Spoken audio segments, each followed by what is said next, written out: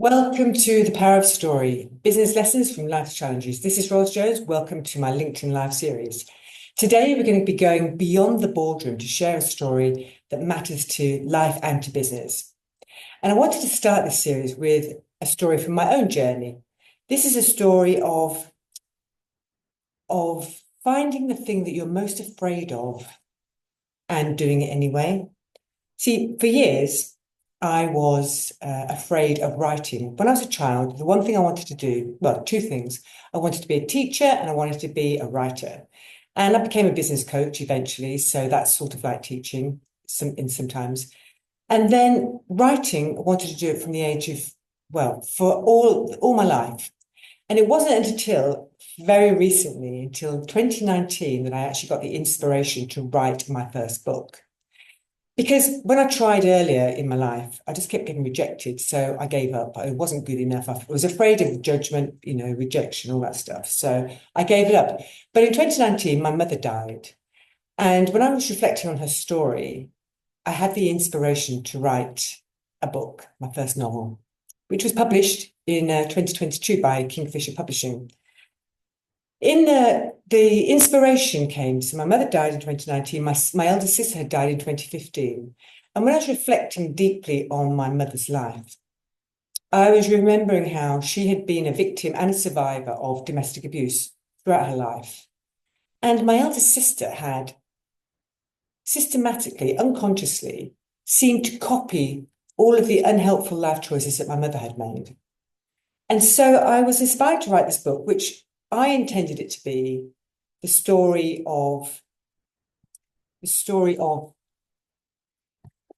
get the book for you, shouldn't I? To show you. The story of the impact of our parents and their parents and their parents and the programming that makes us who we are. And is it possible to break that cycle? So quite heavy stuff. But of course, when people read your book, they get something completely different from it. And that's fine too, because the book is also about the process of writing. It's about sibling rivalry, mother-daughter relationship, mythology, fairy tales. It's got a whole load in it. But it is also about domestic abuse. And it opens quite startlingly with a scene of sexual violence, domestic violence. And so what I found when the book was published, and even when I was still writing it, actually, somehow I became this magnet for people who wanted to share their own stories with me of their stories of domestic abuse. And I was honored to be chosen to share to hear their story, to hold the space for these stories. And I was shocked, not at the stories, although I learned a lot about the different guises of domestic abuse. I was shocked by the fact that it's so common, so rife, and yet nobody talks about it.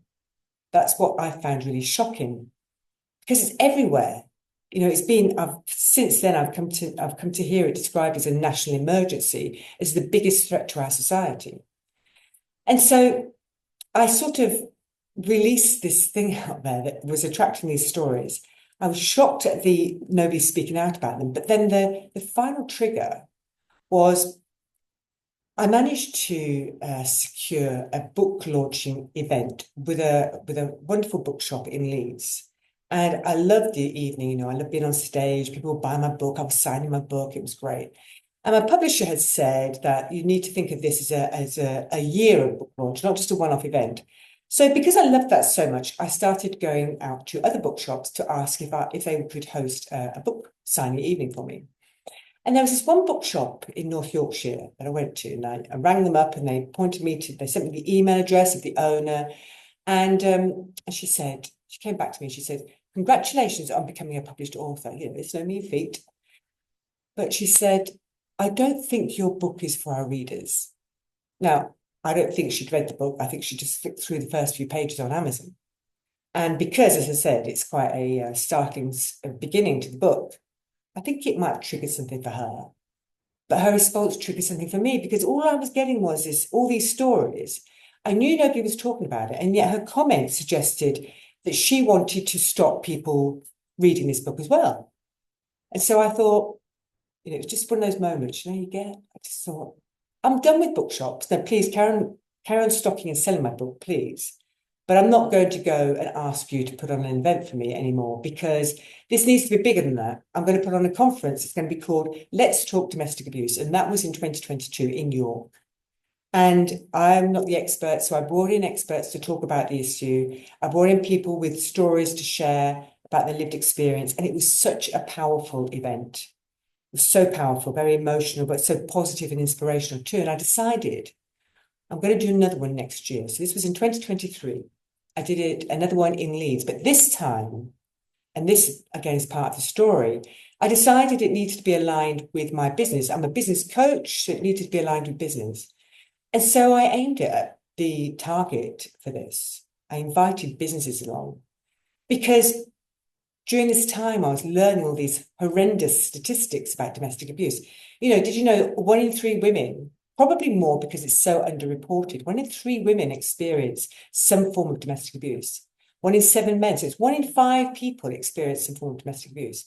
And that to me suggests that if you've got 5 people in your workforce, just 5, somebody is experiencing domestic abuse. And what are we doing about it? Because we are pretending it's not happening. We're in denial. We're not allowing people to speak about it. There's many reasons why people won't speak about it, through fear of the perpetrator, shame, guilt, all these things. It's a taboo subject. But we need to change it, because otherwise it means that we are assuming that it's acceptable, and it's not. And if we want to be known as caring employers, we need to be doing something about this. So the event, the movement I started, if you like, in 2023 was speaking out domestic abuse and the workplace. We all have a part to play. And I'm not talking about becoming domestic abuse specialists, not at all. There are many people and organisations out there who do that. But you can be a signpost, and also you can foster and cultivate a culture where people feel able to speak out, to ask for help, to ask for support, who are no longer afraid to admit that they are suffering or experiencing some form of domestic abuse. And in this time, I also started noticing, as a business coach with the clients I was working with, started noticing that, when there's somebody in your team who's maybe not performing well, who's coming in late, making mistakes, maybe she's getting complaints, I began to notice this more and more. And so rather than putting them on this performance management route, we started asking questions, just, is everything okay at home?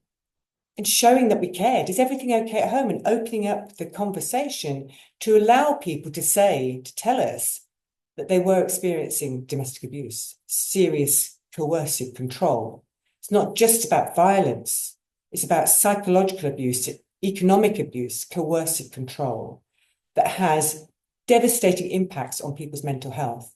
And, at the same time, I began to realize the way that life and business are linked. As business owners, we know that we can go home and carry on working late into the night, or we can lie awake at night thinking about our business.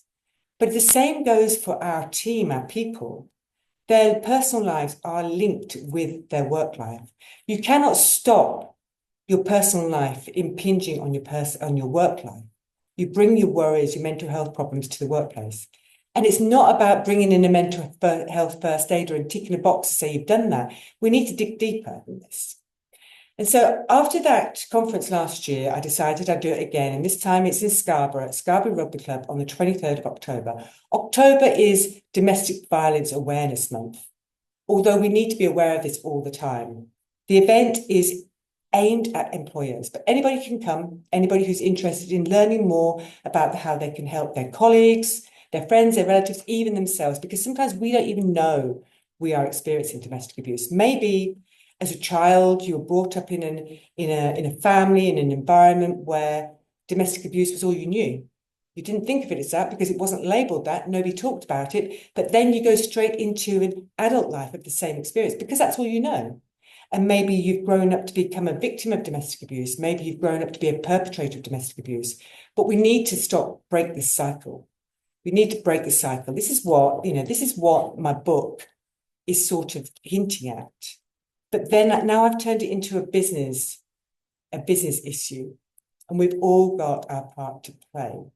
And the best part we have to play is to encourage this environment where people can speak out and get help.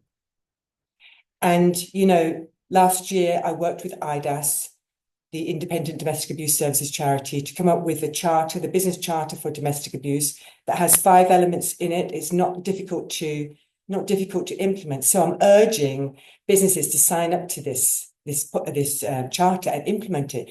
You know, we've had a construction company who implemented the policy. They did a workshop that I ran for them, and they reported the difference it's made in their culture, not just by people coming forward with stories of domestic abuse, but just because by saying you've got this policy and what it means, people in your business know that you are a caring employer.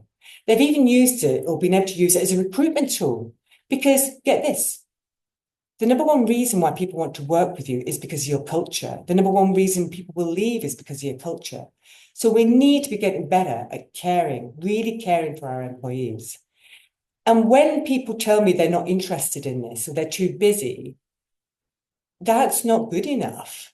It's not good enough because our employees are our most precious resource. And there's people in your team who will be impacted by this. So we need to do our part. And guess what? If all we can do is change the world for just one person, what a difference we've made. And it could be that perpetrators in your business decide that they need to get help. And what a difference that's made, help breaking this cycle. So this year's event is on October the 23rd at Scarborough Rugby Club. Please come along and book your tickets. There's posters you may have seen around about the place. I'll just share this with you. If that's shared, I hope it's shared with you. Posters around, you can scan this QR code. I also have to say a big thanks to our sponsors, Octane Construction and Pinkney Brunwell's law firm. It's just been immense. All the proceeds from this event are going to IDAS. So the more tickets we sell, the more sponsorship we get, the better, the more money goes to this wonderful charity. So please come along. You have an opportunity to sign the charter. If you can't come along, you can still sign the charter. But the reason I'm sharing this story is not just to promote the conference, the event that can change people's lives, but it's also to share with you the impact on something in your personal life that will impact your business, and how if we can find the thing that we're afraid of, that we're afraid of doing. I was afraid of writing, it can change your life. And I've heard that the number one thing that you're most afraid of doing is probably the key to your success. So that is today's story. I hope it's been powerful for you. I hope it's inspired you. I hope it's making you think about the number one thing that you're afraid of doing that could change everything for your personal life and your business. And remember to book your ticket. So thanks for listening. Bye for now, and I'll see you next time. Bye.